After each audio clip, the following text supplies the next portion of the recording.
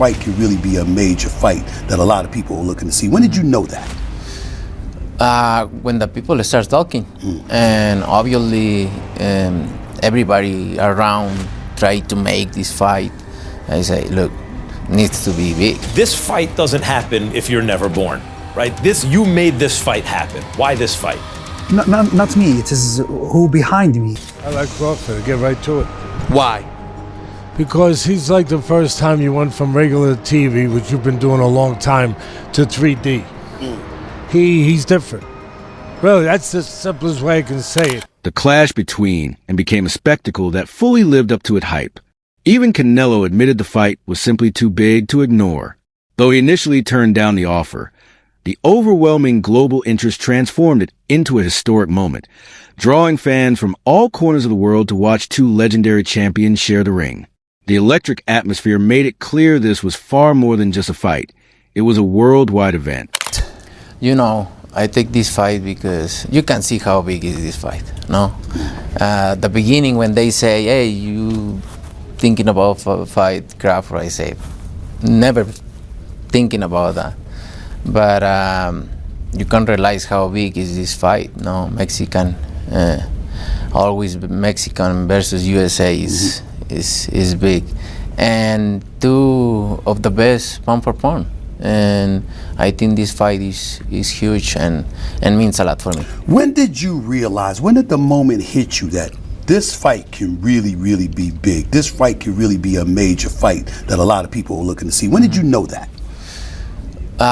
When the people start talking, and obviously everybody around try to make this fight. I say, look, needs to be big, right? Because Netflix, Riyadh season, everybody interested in this fight. So that's when I realized how big is this fight. Crawford felt like initially you needed some convincing because you thought it was a lose-lose proposition, whereas you're fighting the smaller guy, and if you won, you wouldn't really get any credit for it. Was that what you were thinking? Yeah, but if you think well, I've been in that position before. The Saudi advisor and chairman explained after fight that the event was never just about boxing. It was about creating a once-in-a-lifetime spectacle. He highlighted how meaningful and precious it was for fans, especially with the possibility that this could be S' final appearance on such a grand stage. For Turkey, hosting the bout before a global audience carried profound significance, as it not only showcased two legends at the peak of their craft, but also preserved a piece of boxing history that people will cherish for generations to come. My country and my boss, you know.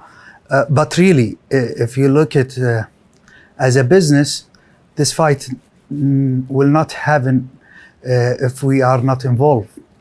As Gia, Riyadh season, Saudi Arabia, this is truth.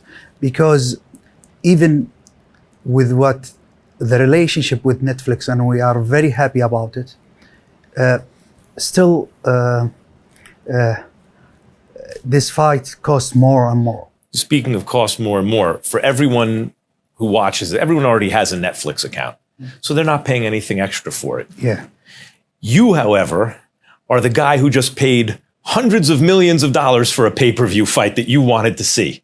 So people like to get their money's worth. What do you want to see from this fight?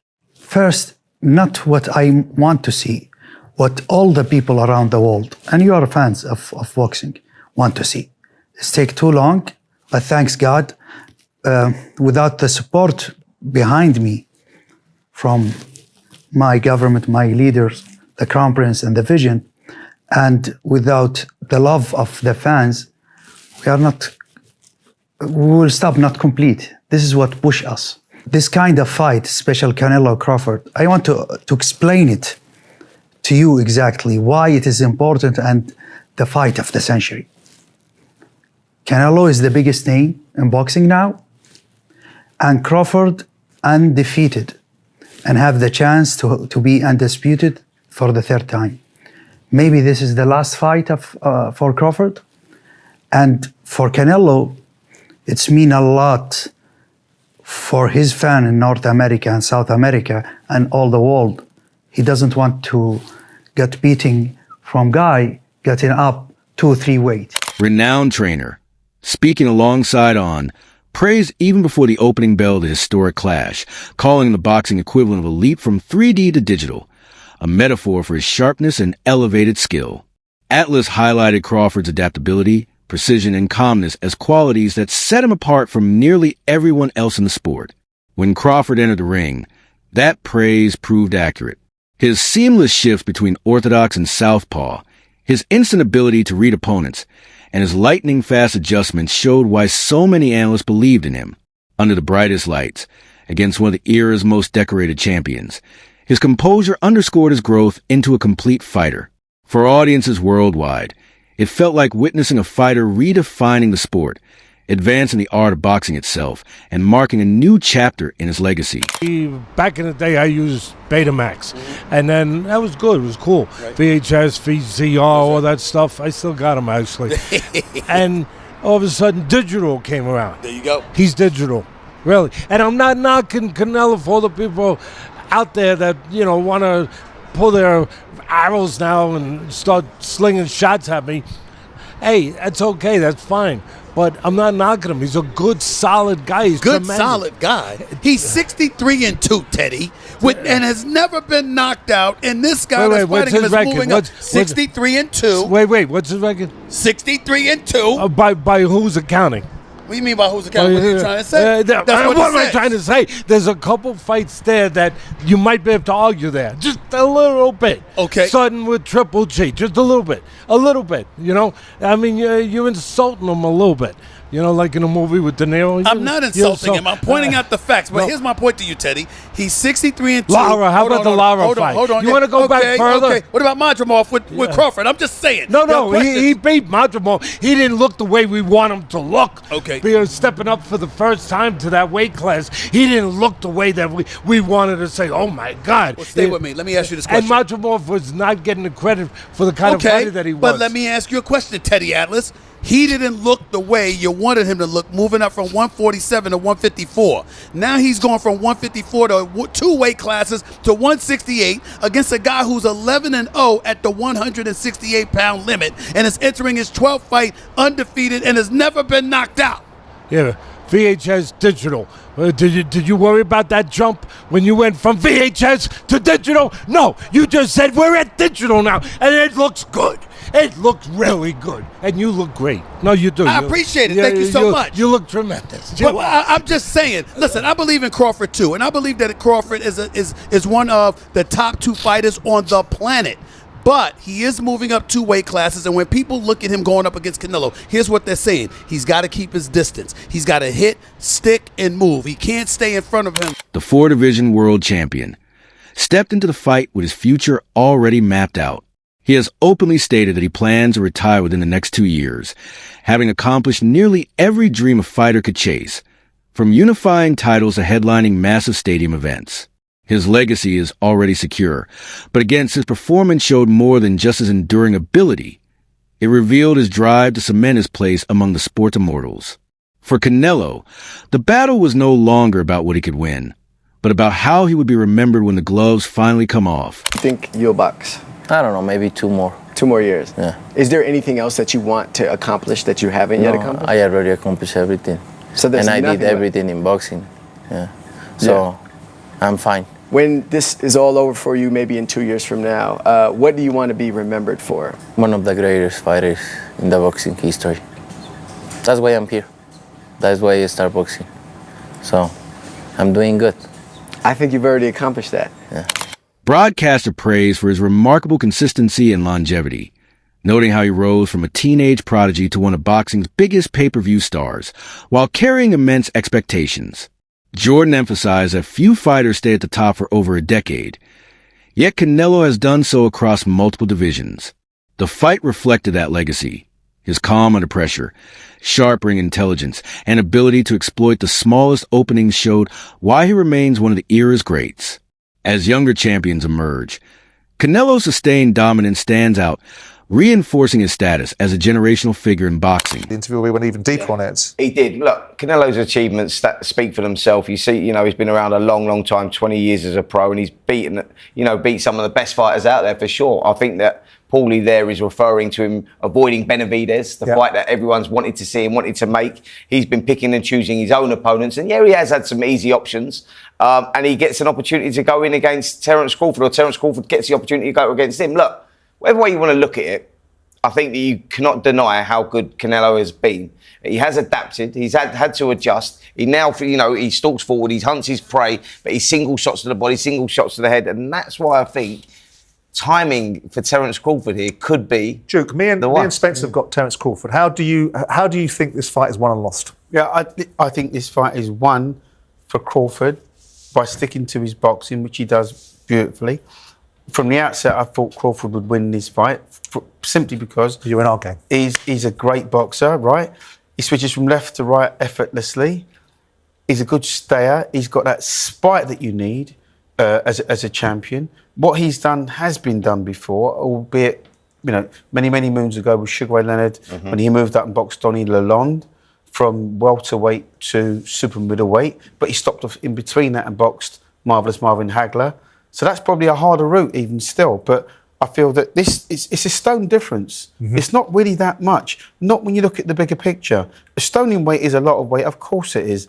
And sometimes you don't even want to give away a pound in weight, but the fact that he's putting on a stone of pure muscle. President of called the showdown the biggest boxing match of modern times. Speaking as both a promoter and a fan, he noted how 65,000 tickets were sold and described the atmosphere as electric. More war than fight. The action lived up to his words, with every exchange drawing thunder's roars as the fighters delivered a contest that felt monumental from start to finish. Its sheer scale made clear this was more than just a title bout. It was a cultural moment. All I care about as the promoter of this event is that it's a good fight. Over 65,000 people are coming in for this fight live. Who knows how many are going to tune in around the world on Netflix. But what I want is when it's over, everybody turns off the TV or walks out of the arena and goes, I'm so glad I came to this fight. That was a war. I mean, I could sit here for an hour and break down the fight, both ways for both guys. But what I truly believe is because Crawford's moving up in weight and this legacy thing is so important to him, he's going to come at Canelo. And you know how Canelo is a counterpuncher and hits hard, and I think it's going to be a war. Boxing commentator reflected on the sparring footage between and rising welterweight star that surfaced before the fight. Though only brief clips were released, they've gained new significance after Canelo's performance under the bright lights. Those sessions weren't just practice. They were a proving ground where Canelo sharpened himself against one of the sport's most explosive young contenders. Even in limited glimpses, the footage showed the intensity and precision he carried into camp. Ennis, known as one of boxing's most dangerous rising talents, gave him the kind of resistance that refined his readiness for the main event. After the bout, fans and analysts revisited those clips as part of the story of how Canelo fine-tuned himself for one of the era's biggest contests, a sparring session now etched into boxing lore as a rare glimpse of greatness. Now legendary sparring session with Boots Ennis and Saul Canelo Alvarez, all right? In looking at the footage we have, they show their feet. They don't really show much, and that's good, right? Whatever happens in sparring stays in sparring. You don't want too much revealed. But I think, you can pull something from the footage. Like, post-sparring session, you could just see how friendly Saul Canelo Alvarez and Boots Ennis are. Yeah, great. Appreciate you. Yeah. Oh, thank you. Yeah. I appreciate it. Great work. Yeah. Almost there. Yeah. Almost there. Almost time. Yeah. It's mutual respect. You can just see, and it just feels like Boots gave Canelo some good work. I think if Boots didn't, I think Canelo wouldn't respect him as much. I think Canelo would be like, get out of here. I mean, they couldn't even leave the gym. They kept saying bye to each other over and over and over again like it was a bromance. They got my piece. Who say he needs some rounds? Huh? Who? Yeah, see, he'll come back and get some work. Oh, yeah? You don't want... Never been a fighter? I'll see you tomorrow. And more, if they are scared, they run faster. If they are scared, more faster. Bro, you know what that is. You know what that is. It's like if somebody whipped your ass and like, all right, then, boy, what? What? Wait. former super middleweight champion, who once faced in the ring, praised in the lead up to the fight, calling him ridiculously strong and powerful, a claim about ultimately validated. Crawford's punches carried real weight even at the higher division, and his physical presence stopped Canelo from simply walking through him. Observers noted how Crawford's mix of precision and surprising strength earned him the respect of one of the most durable fighters of this generation. Tell you what I think is best for each fighter, and I think, you know, if I was able to give my advice to Terence, it would be, I think that he should box on the outside, or I think he should be all the way inside. Wait, all the way inside? That would sound like, no, you don't want to be on the inside because, like, Canelo could land body shots. Yeah, but Terence is a great inside fighter. He's ridiculously strong, and I think the most dangerous place for Terence to be would be in the mid-range, chilling this far from Canelo, at this distance, where Canelo is able to get a lot of leverage and be really explosive, as opposed to what I did to Trevor McCumbee, where I stepped all the way to the inside. And, you know, do you want to be this far away from a baseball bat, or do you want to be this far away from a baseball bat? This, here. Exactly. They can't extend. They can't gain the same momentum. And just fighting on the outside, sticking, moving, running around, moving around, using his legs for 12 rounds could be a lot. Where, as opposed to him being smart on the outside and moving, and then picking his times and getting all the way to the inside and going to work, and then going all the way back out, all the way back in, all the way back out. But I think chilling at the mid-range with Canelo could be dangerous. Veteran boxer had warned that would need to be extremely cautious against, given the Mexican star's history of handling naturally bigger opponents. That proved true during the bout, as Canelo absorbed shots with composure and fired back heavy counters. For Crawford, the challenge was asserting himself while navigating that experience. Rosado's warning highlighted the razor-thin margins in a fight where size, skill, and strategy collided on the sport's grandest stage. For years, he's adapted to the weight. It's his natural weight. You know what I'm saying? So, you know, Crawford got to be real careful in the middle rounds. When I've heard you say this before, look, it doesn't matter if you're sparring with heavyweights in sparring, if you're sparring with 68-pounders, 75-pounders in sparring. When you get clocked with them 10 ounces with no headgear on, it's a different game, a different story. Drop down on that for us for a second. What is so different about it? Is it just a jolt? Is it a shock? What's the difference? It's different just because it's just the pop. You know what I'm saying? You know when you're sparring heavier guys, it really, it means something, but it's 16-ounce gloves and it's a headgear. So it's not the same effect. But, you know what I'm saying? And Crawford and Canelo being the same size right now and the same height, people go, oh, well, it's even. That's it for today's video. Thanks for watching. Stay tuned for more epic boxing stories coming your way soon.